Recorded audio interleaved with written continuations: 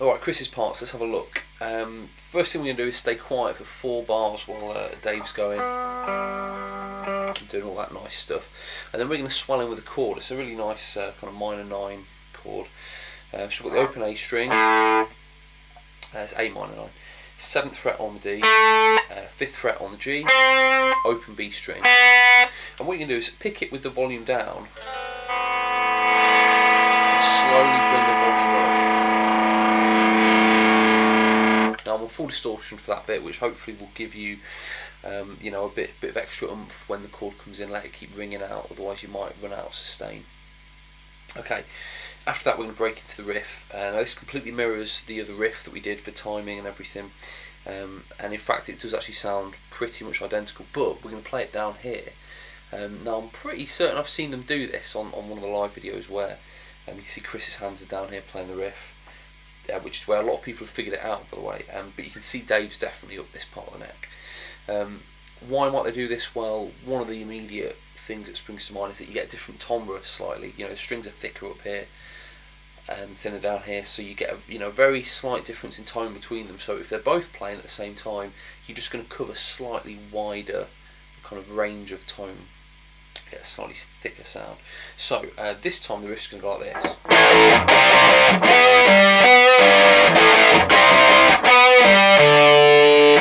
So I'm starting with an A power chord, so it's open A string and then middle 2 strings 2. You're going to hit that twice.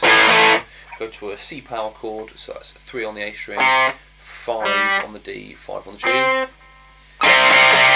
Okay, 3 strums of that. And then this time it's going to be 4 on the G, 5 on the D, and you do that twice. Do it together. Then we do the riff again. This time we're going to go 4 on the G, 5 on the D, and then open D string. Just like before, we're going to do this riff twice. Okay, on to the verse part now. We're going to play roughly around the same area, but rather than kind of strumming this time, we're going to be picking out some chords. So I'm going to flick over to my crunchier channel and flip my pickup over, get a bit of a warmer sound, a little less gain, and this is what we're going to play.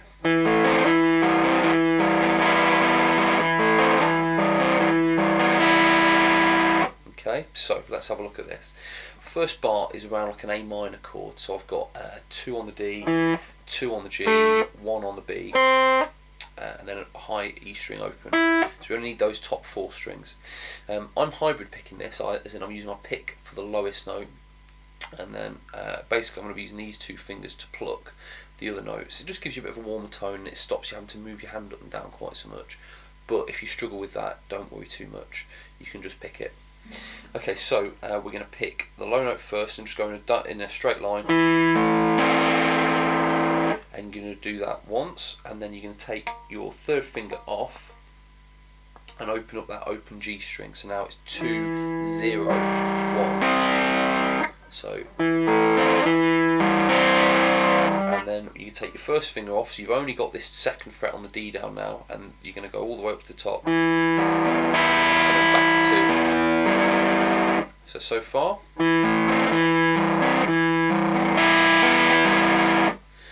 Then you repeat the same riff, but this time we're just going to stop at the high E string. Again, I'm just kind of using one finger to a fret to pluck this. Right the way up to my little finger actually.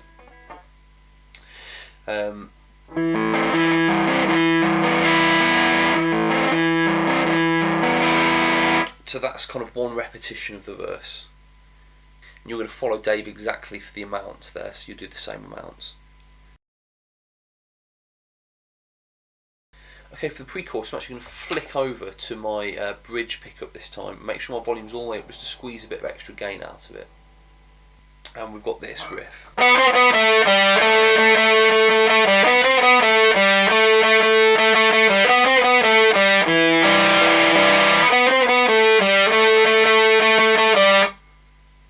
Okay, so we can kind of view that as two main riffs in there.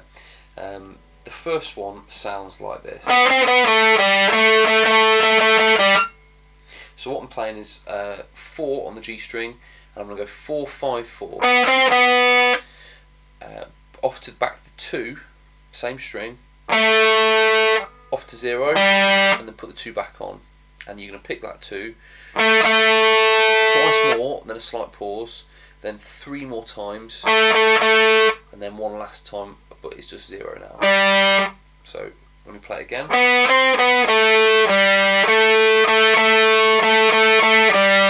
Okay, and that's kind of like one of that riff. You're then going to do the same riff again, and then we're going to go to a kind of variation which sounds like this.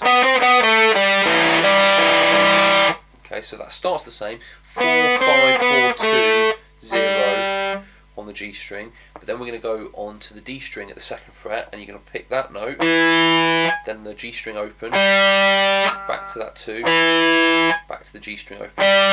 So let me play that. You can let the notes ring out together like that, it sounds quite nice. Then we go back and play the first riff once more. Okay, so the whole pre-chorus section together.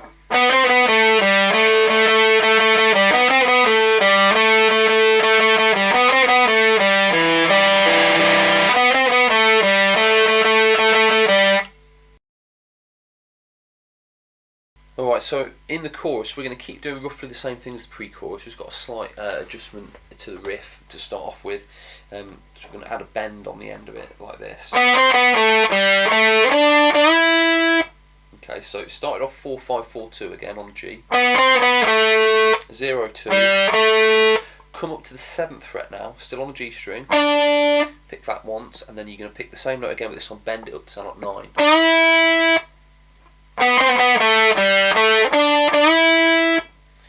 Then we're going to go back to our kind of riff 1 of the pre-chorus, and then we're going to go to our riff 2 of the pre-chorus. Okay, so at that point we're going to come to a chord at long last, and it's just a simple D chord.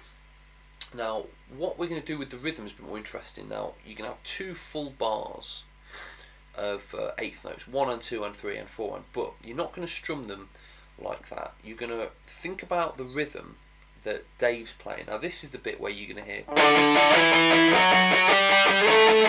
Now if you listen to that, it's the same deal. You've got a constant rhythm, but there's groups of 3 in there instead of groups of 4. So this is a trick that you often hear in the Foo Fighters and in lots of bands.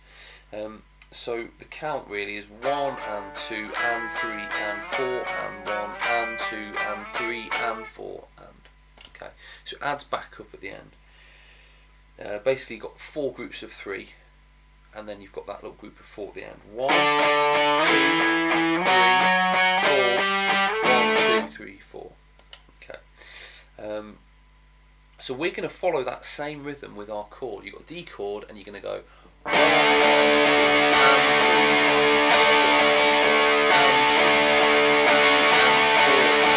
like this.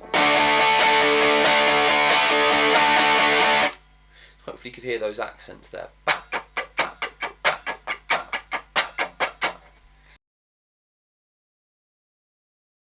Okay, nice and simple now. You're going to click your distortion back on, go back to the riff we did at the start. Same amount again, then click it back off, do another full verse just like before, another pre-chorus just like before, another chorus just like before. Alright, at that point we've got kind of our middle-y section.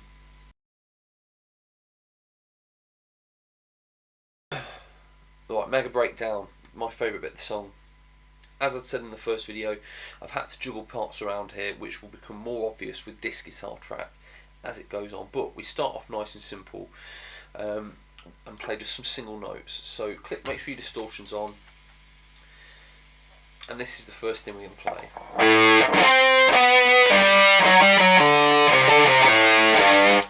Okay, so timing wise we've dealt with that in the first video in terms of the bars of 3 and then the bar of 4 at the end to make it add up. I'm not going to go back over that again. Let's just look at the notes this time.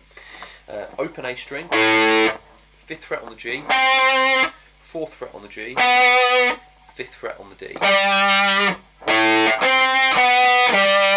Then we get this cool little run. 4-5-4-0 on the D, 3-5-3-0 on the A, and then just like the other guitars do, we're going to play that 3rd fret on the E string with a slight bend. So let's put all those together again.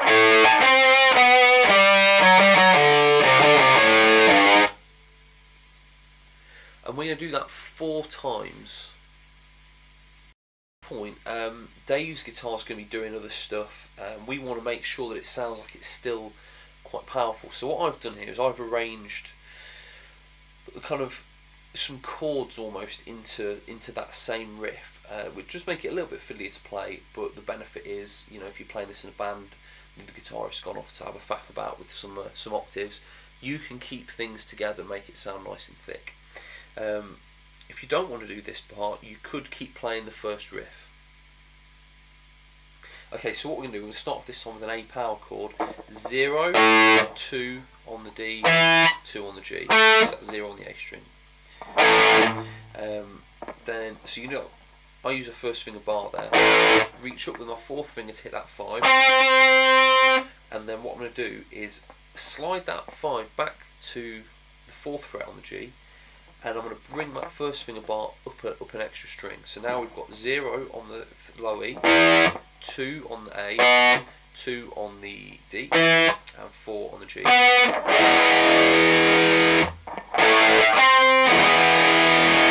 Like that. As you see, now we've got some chord movement as well as those notes. Now while that's ringing out, I'm going to shift my 4th finger up and go to the 5th fret of the D string. It's a bit of a stretch. You just pick that note on its own. So we've gone. Then I'm going to shift up to a new shape here. So I've got my 2nd finger at the 5th fret of the A string, 1st finger at the 4th fret of the D string. I'm going to hit them together. And then using my 3rd finger, I'm going to tuck it underneath and add it to the 5th fret of the D string.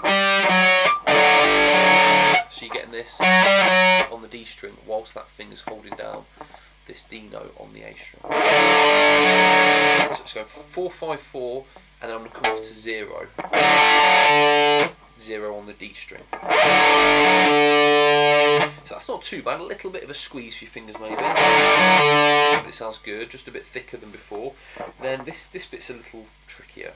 I'm going to use my 1st finger on the A string at fret 3. And what I'm going to do is just let the finger just ever so slightly touch the D string so it can't ring out. So I'm picking 2 strings here, but I'm only hearing the 1 note. Okay, and then what I'm going to do here is pick all the way up to the open G string. So I'm hearing this C note and this G note, but not the D string. And then basically after I've picked it that first time, I'm going to add 5 on the A and go back to 3. Come off to the open A string, and then there's that 3rd fret on the low E, like this.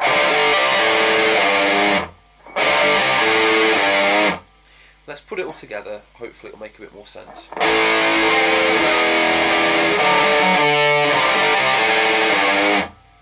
Now that sounds quite messy there, but that's okay because in the context of the song, it's sounding like you've got chords going on and you can still hear that melody. You know, we're on full distortion, it's never going to sound pristine, but yeah, it sounds really cool, I think.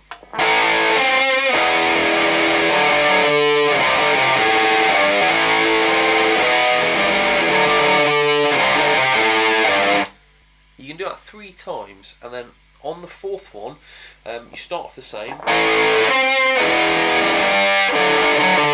after that we're going to go to this nice C major add 9 chord, just the same as Dave's playing, 4 times then a pause, and you can do that 4 times. 3rd fret bend on the low E, and then off to an A power chord. So let's put that last round together.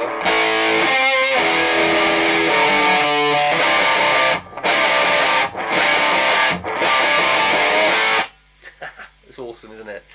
Alright, so that is the end of this kind of middly breakdown section.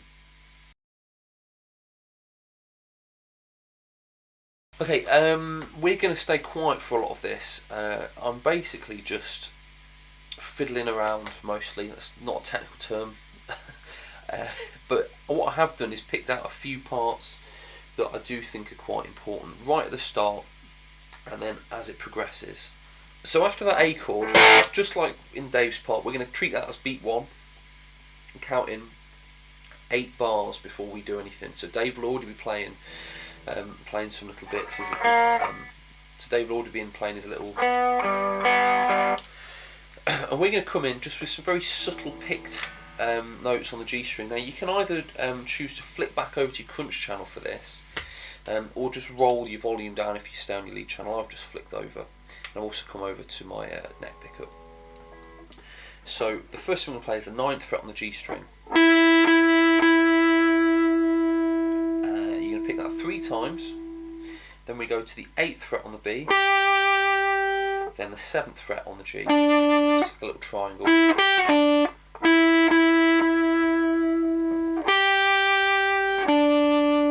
Then we're going to come back to the 5th fret on the G. Slide it back to the 4th fret. Then you're going to re-pick that 4 and slide up to 9. Okay, so that is there in the record, quite prominent in the background.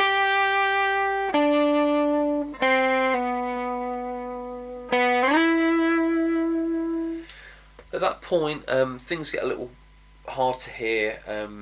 There's lots of sounds on this track, so I thought this would be a good opportunity to make some atmosphere, make things a bit ambient. So what I did is I played some chords, and I'm pretty sure I'll probably put a bit of delay on them as well. You'll have to forgive me, it was a few weeks ago when I actually shot the original, so I've done a lot of things since then. I'm trying to remember exactly what I'd done.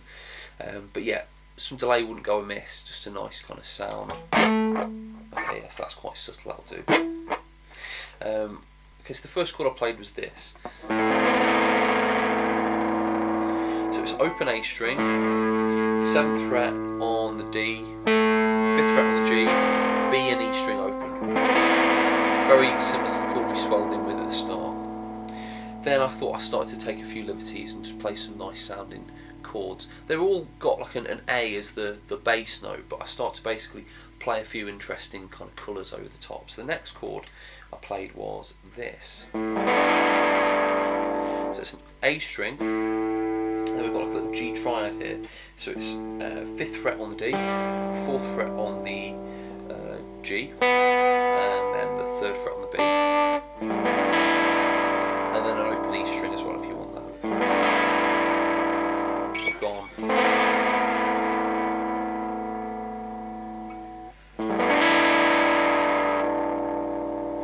Then we're going to go all the way up here. I've got the 10th fret on the D, 9th fret on the G, 10th fret on the B.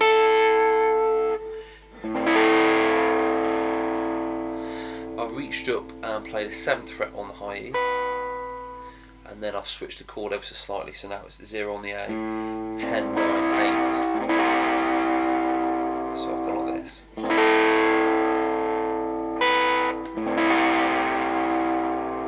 We're going to drop down and play this nice kind of A minor 7. So this is 0 on the A string, 5 on the D, 2 on the G, 0, 0.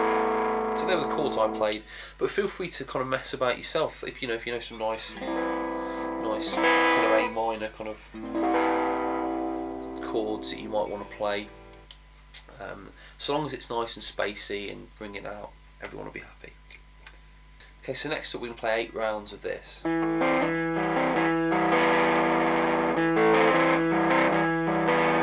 It's 8 times through that riff.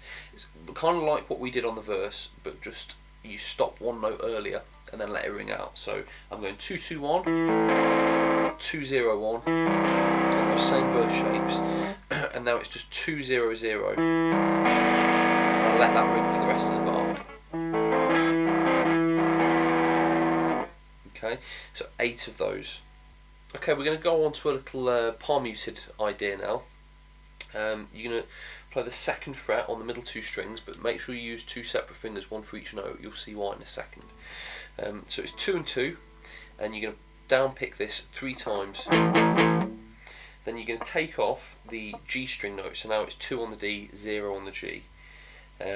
Pick that another 4 times, and then we've got this little pattern. So that is the 2 on its own on the D string, 3 times, and then 2 and 0, back to 1 2 on its own, 2 and 0 again, and then 3 more 2s. So let me go through that again. So all together.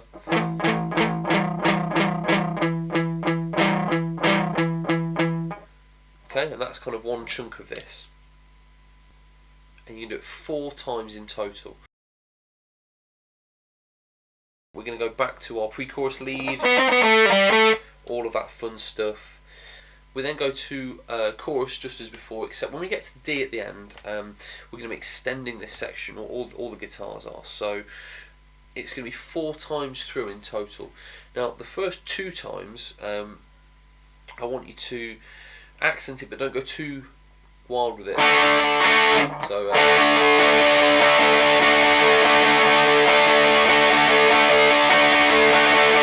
and then on the last 2, you're just going to absolutely hammer it, go crazy.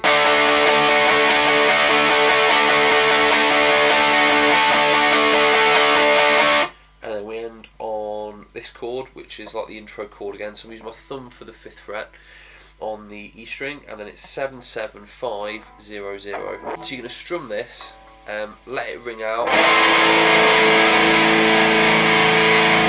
then right at the end, clip your delay on, and then you're going to do that delay repeat that we talked about in the first one. That's the song. That's all of Chris's parts. One more tutorial to go. We'll look at the cool lead bits.